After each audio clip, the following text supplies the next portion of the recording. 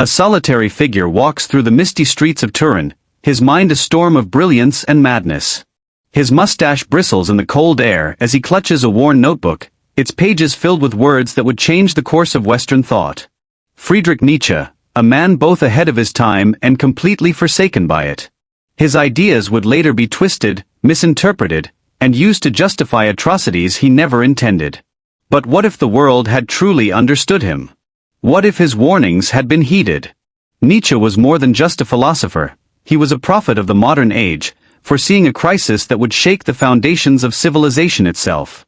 He declared that God is dead, but this was not a celebration, it was a warning. The world, he feared, was heading toward an abyss of nihilism, where morality, purpose, and meaning would crumble. And yet, few understood the depth of what he was saying. Even fewer grasped how his own life mirrored the chaos of his philosophy. Born into a strict religious household, Nietzsche was destined to be a pastor like his father. Instead, he abandoned faith and walked a path that led him into intellectual isolation. He became an outsider, a man whose ideas were too radical for his time, yet too accurate to be ignored. He saw the coming of wars, the rise of totalitarian regimes, and the emptiness of a world that had lost its belief in higher values. His words burned like fire, sometimes poetic, sometimes brutal, but always unsettlingly true. But who was the real Nietzsche? A madman? A misunderstood genius? Or both? As we unravel his life, we will step into the mind of a man who dared to challenge the very foundations of human belief. We will witness his triumphs, his suffering, and his tragic descent into insanity. And in the end, we will ask ourselves, was Nietzsche right? Have we ignored the warnings of the man who saw too much? Friedrich Wilhelm Nietzsche was born on October 15, 1844, in Rocken, a small village in Prussia. His arrival into the world seemed destined for greatness. He was born on the 49th birthday of King Friedrich Wilhelm IV, after whom he was named. But fate had its own plans. His father, Karl Ludwig Nietzsche, was a Lutheran pastor and a deeply religious man. He believed his son was a gift from God, meant to follow in his footsteps and spread the word of faith. Little did he know that this child would grow up to declare that God is dead and become one of the most controversial thinkers in history. Tragedy struck early. When Nietzsche was just 4 years old, his father fell ill with a mysterious brain disease that left him blind and delirious before taking his life. Less than a year later, Friedrich's younger brother, Joseph, also died. These losses shattered the family, leaving Friedrich to grow up in a household of women. His mother, Franziska, his sister, Elizabeth, and his 2 aunts. In this strictly religious and conservative environment, Nietzsche was a quiet, deeply introspective child.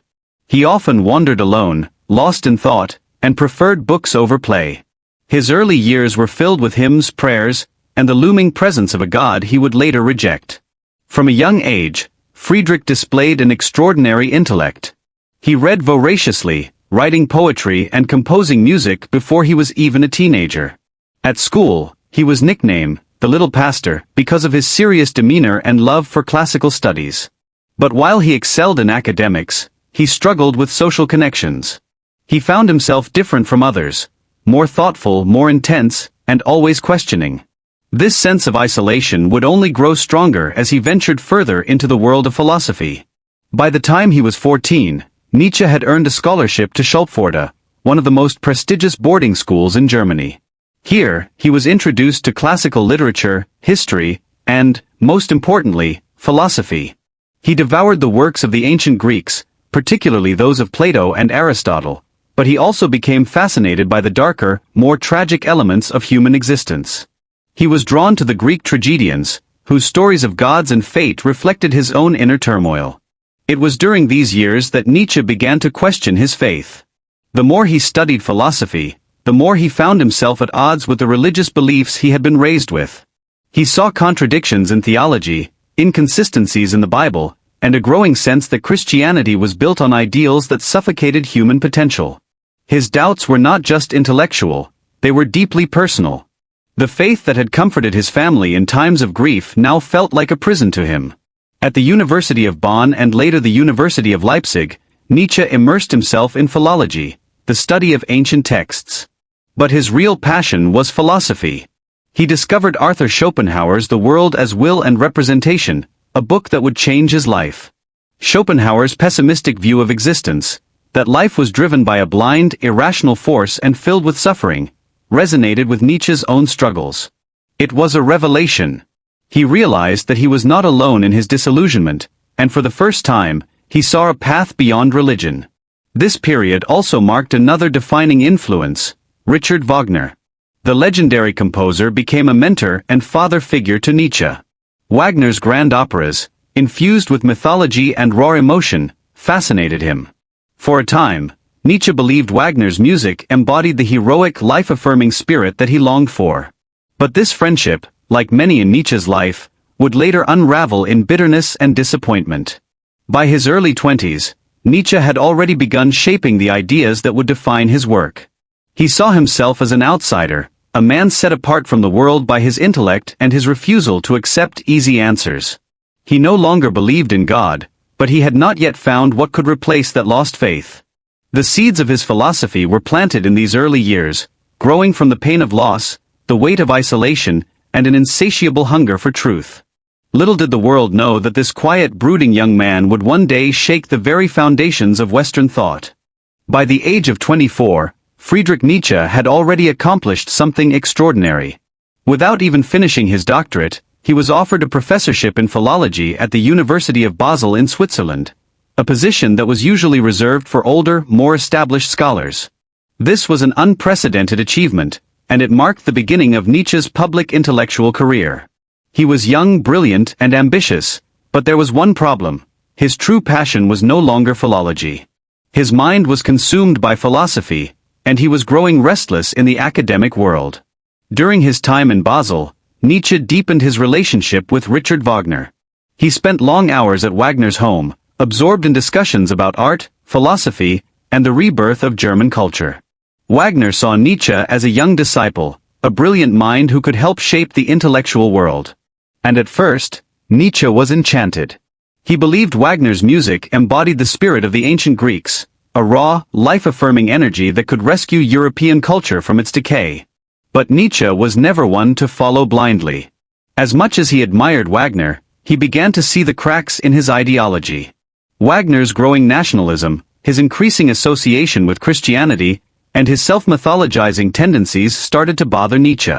Slowly but surely, the bond between them would begin to break. During this period, Nietzsche published his first major work, The Birth of Tragedy, 1872. It was unlike anything his academic peers had ever seen.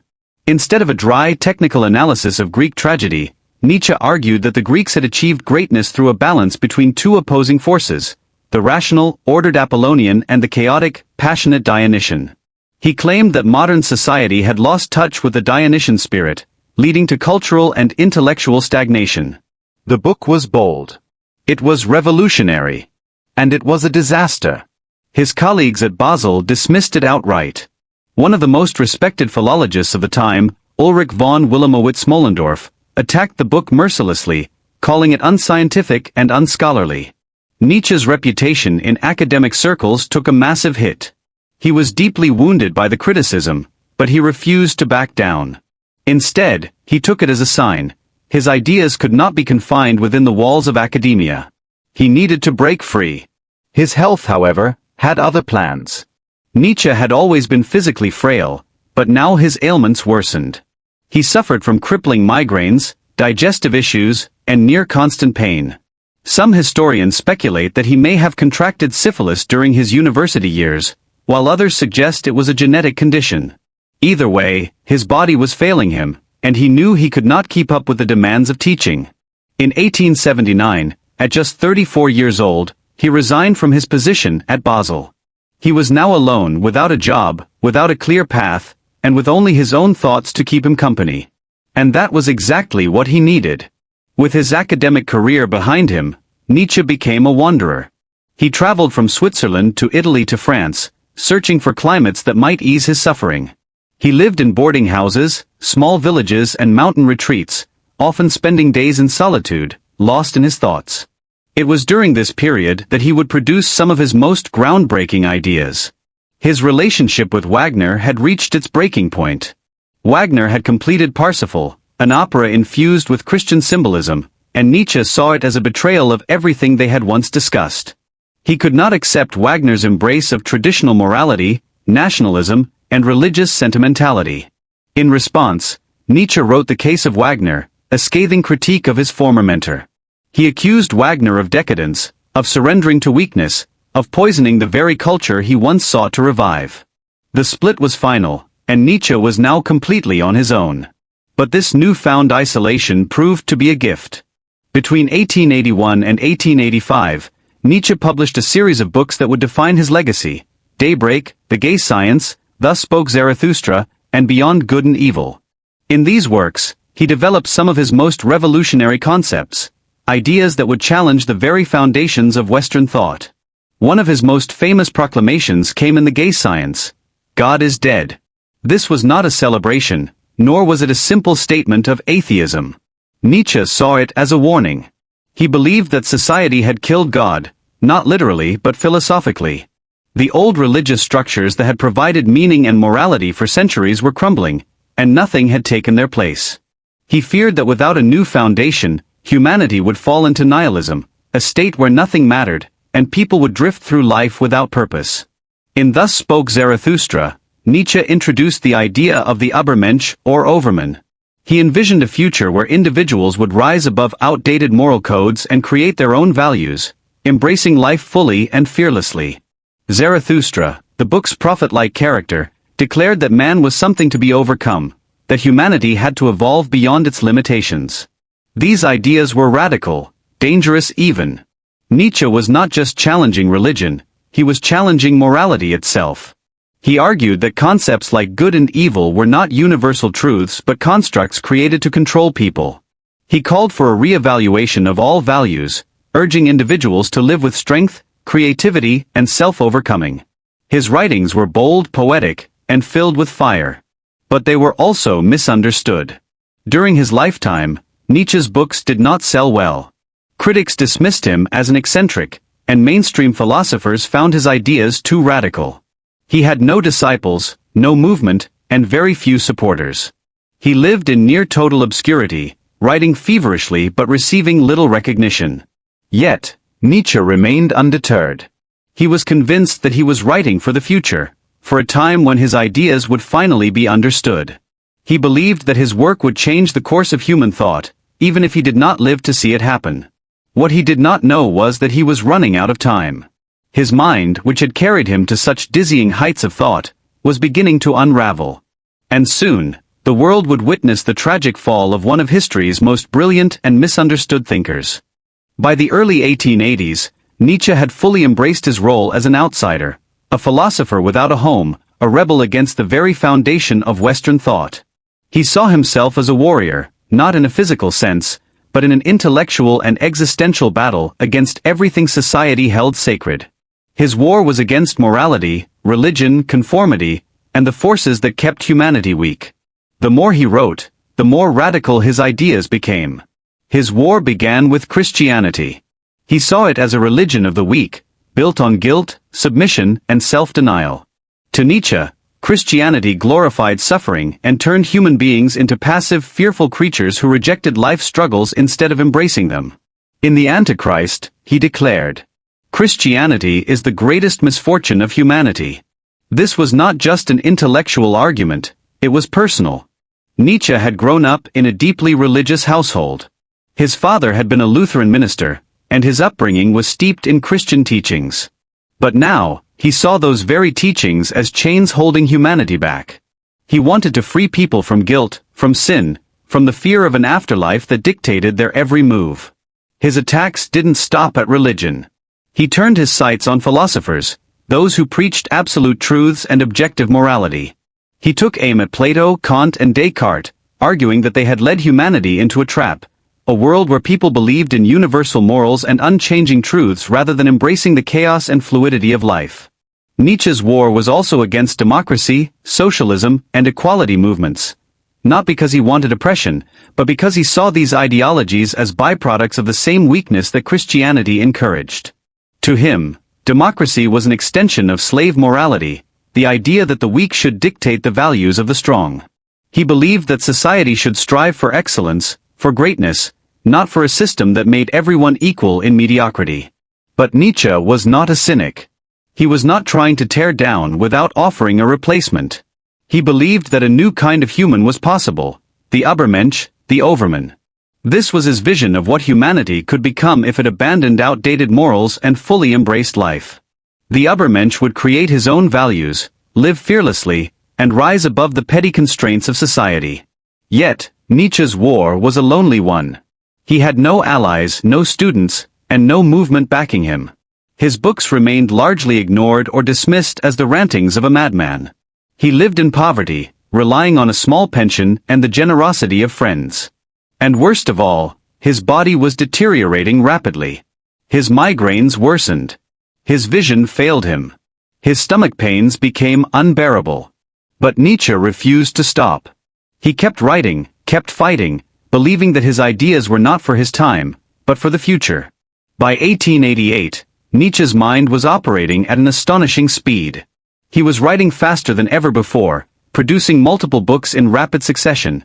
The Antichrist, Twilight of the Idols, The Case of Wagner, Ecce Homo. His energy was feverish, his confidence at an all-time high. He was convinced that his ideas were on the verge of changing the world. But something was wrong. His writing became increasingly erratic. He referred to himself as Dionysus and the Crucified, comparing his suffering to that of Christ while also claiming to be the Greek god of ecstasy and destruction.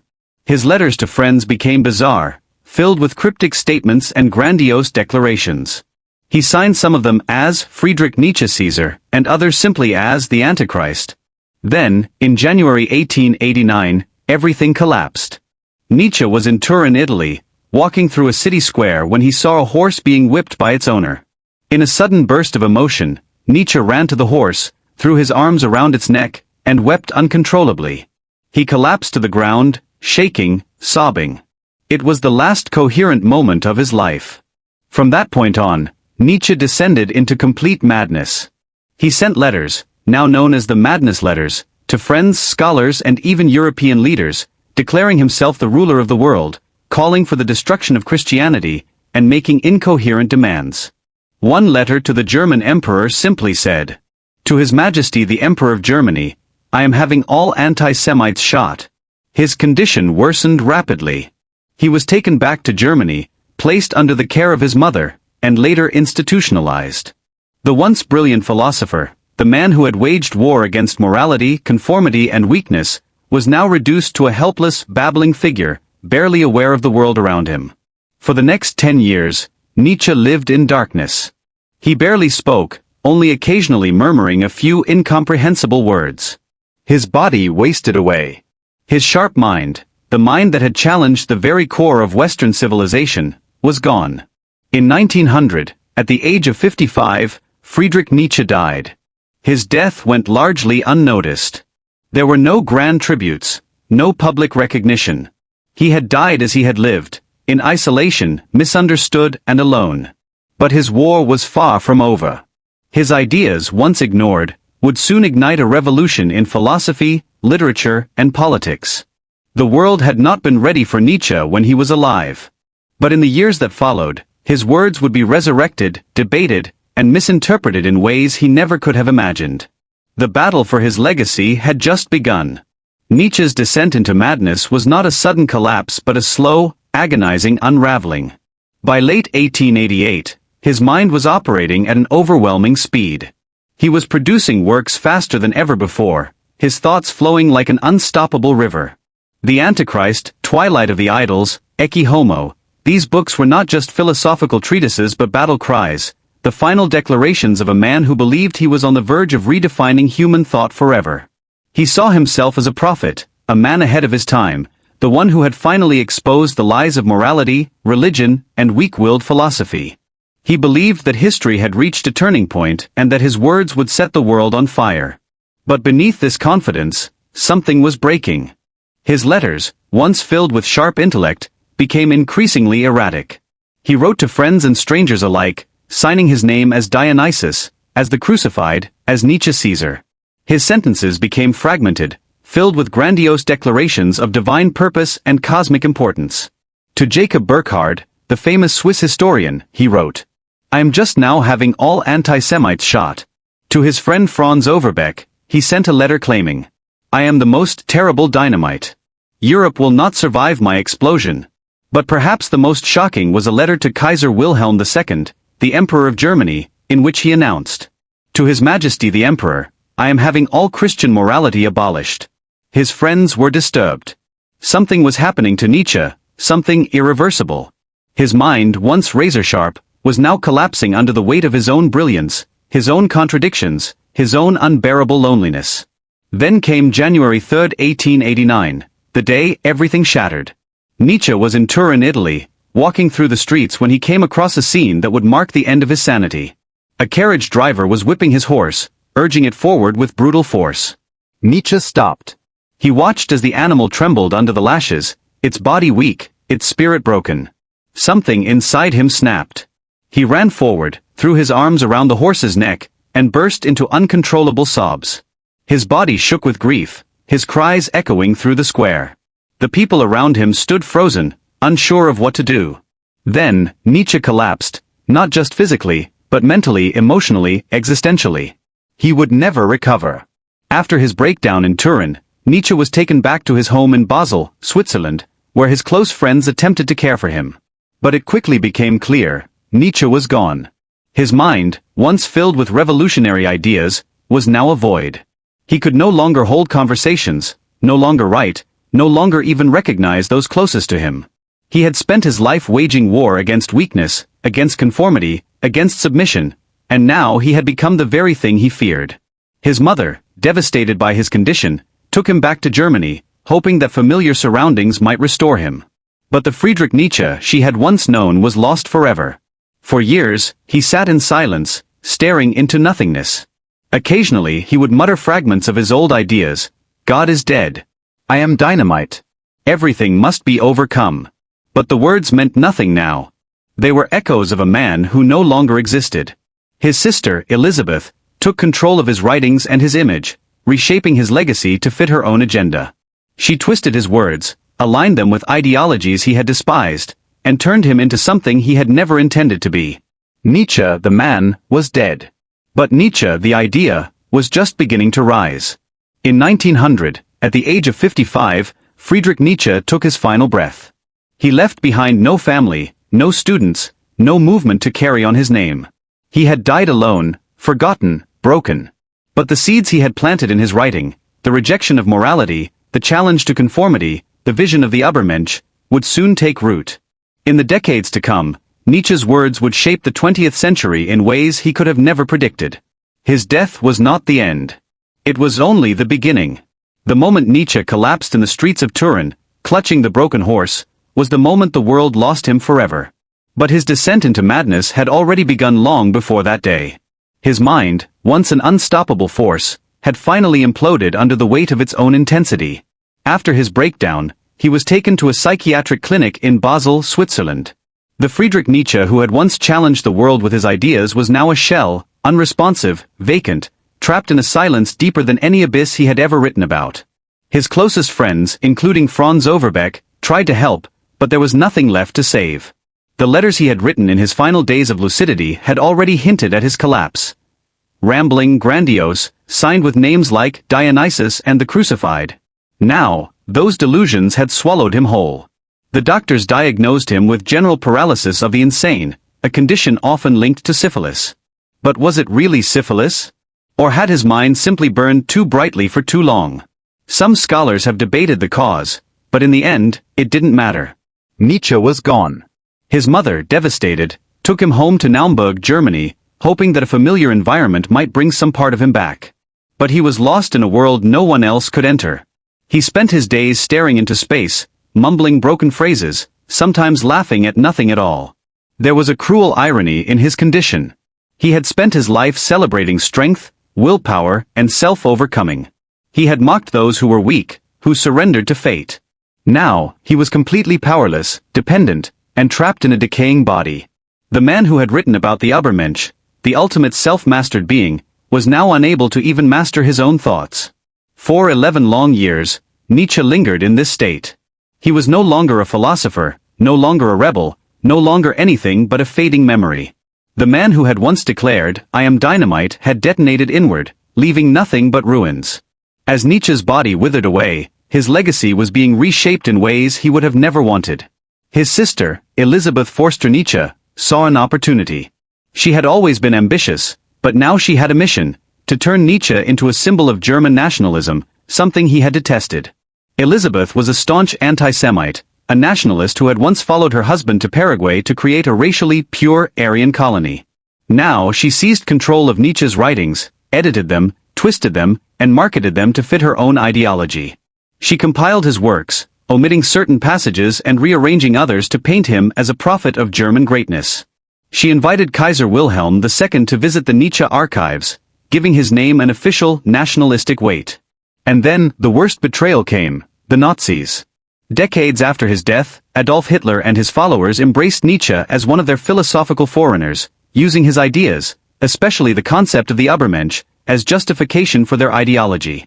They ignored his hatred of nationalism, his rejection of anti-Semitism, his warnings against herd mentality, and instead turned him into something he would have despised. Elisabeth handed Hitler a copy of Nietzsche's works.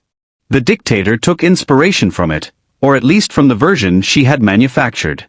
Nietzsche's words, distorted, manipulated, stripped of their true meaning, became fuel for a regime that he would have stood against if he had been alive. By the time Nietzsche finally died in 1900, at the age of 55, his ideas had already begun their transformation. The real Nietzsche was buried long before his body was. The world that followed was one shaped by his philosophies, but not always in the ways he intended. Friedrich Nietzsche's death in 1900 was not the end of his story, it was the beginning of his true impact. His ideas, once dismissed as the ramblings of a madman, soon exploded across philosophy, literature, psychology and politics, shaping the 20th and 21st centuries in ways he could never have imagined. At first, Nietzsche was a philosopher's philosopher. His books were read by intellectuals, rebels and misfits, the kind of people who saw something in his words that the mainstream didn't yet grasp. But then something changed. The world caught up with Nietzsche. In the early 20th century, existentialists like Jean-Paul Sartre and Albert Camus took Nietzsche's ideas and ran with them. They built an entire philosophy around his concept of a godless world, where meaning isn't given but created by the individual. Sartre's radical idea of human freedom, Camus' struggle with the absurd, it all had Nietzsche's fingerprints on it. And then came Sigmund Freud, the father of psychoanalysis, who saw Nietzsche as a thinker far ahead of his time. Nietzsche's ideas about the subconscious, about hidden drives controlling human behavior, were eerily close to what Freud was discovering in his own work. Freud never openly admitted how much Nietzsche influenced him, but the connection is undeniable. Then, in the 20th century, as two world wars shattered Europe, Nietzsche's warnings about the decline of traditional values and the dangers of nihilism felt prophetic. The world he had predicted, the one where old gods had died, but no new meaning had taken their place, was now real. The age of Nietzsche had arrived. And yet, Nietzsche's legacy wasn't always in the right hands. While some thinkers used his work to explore the depth of human freedom, others twisted it into something dangerous. The Nazis took his concept of the Übermensch and distorted it into their vision of racial superiority. But this was a complete betrayal of Nietzsche's true philosophy. He had despised nationalism, he had mocked anti-Semitism, and he had rejected blind obedience. Yet, thanks to his sister's manipulation of his work, his name was dragged into one of history's darkest chapters. Even after World War II, Nietzsche's influence didn't fade, it grew stronger. Philosophers, artists, psychologists, and revolutionaries all found something in his work. Martin Heidegger saw him as the thinker who revealed the deep crisis at the heart of Western civilization. Michel Foucault took his ideas about power and knowledge and built entire theories around them. Jack Kerouac, the beat poets and rock musicians took Nietzsche's call to rebellion and turned it into cultural movements. Stanley Kubrick, Christopher Nolan, and Hollywood took his ideas about human nature and wove them into mind-bending films. From academia to pop culture, Nietzsche's fingerprints were everywhere. Nietzsche's legacy isn't just found in philosophy books or university lecture halls, it's embedded in the world we live in today. Whether people realize it or not, his ideas have shaped the modern mindset in profound ways. First, look at the way religion has declined in many parts of the world. Nietzsche didn't kill God, but he predicted what would happen when belief in God started to fade. Today, we live in an era where traditional religion holds far less power than it once did, and people struggle with the exact crisis he predicted. Without God, where do we find meaning? Second, his idea of creating one's own values has become mainstream. In a world where fewer people accept absolute moral rules, Nietzsche's belief that we must forge our own meaning, embrace struggle, and take responsibility for our lives is more relevant than ever. Self-help culture, motivational speakers, and personal development gurus, all of them, whether they know it or not, are echoing Nietzsche. Third, Nietzsche's philosophy of overcoming limits has become a core principle in modern culture. From athletes pushing past human boundaries, to artists breaking conventions, to entrepreneurs reshaping industries, the spirit of the Übermensch, of becoming more than what we are, is everywhere. But Nietzsche's legacy is also a warning. He predicted the dangers of nihilism, the idea that if traditional values collapse, people might fall into despair, or worse, turn to authoritarian leaders who promise them new meaning. Looking at history, his warning has come true time and time again.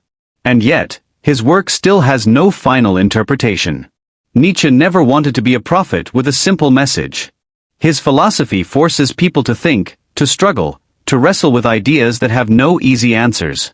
Today, whether in philosophy, psychology, politics, art, or even daily life, Nietzsche's voice still echoes. His warning remains unanswered, his challenge remains open. The question is, what will we do with it? Friedrich Nietzsche was not just a philosopher, he was a storm. A man whose ideas shook the very foundations of morality, truth, and human existence. In his time, he was ridiculed, misunderstood, and even declared insane. But today, his words define the modern world in ways even he could never have predicted. He saw what was coming. He warned of a future where old values would collapse, leaving humanity adrift in a sea of nihilism, desperately searching for meaning. He predicted the dangers of blind faith, whether in religion, politics, or ideologies, that could lead people into fanaticism or despair. He challenged people to embrace their struggles, to forge their own path, to become more than what they are. And yet, Nietzsche did not provide easy answers. He didn't give a clear roadmap or a comforting philosophy to follow. Instead, he left behind a challenge.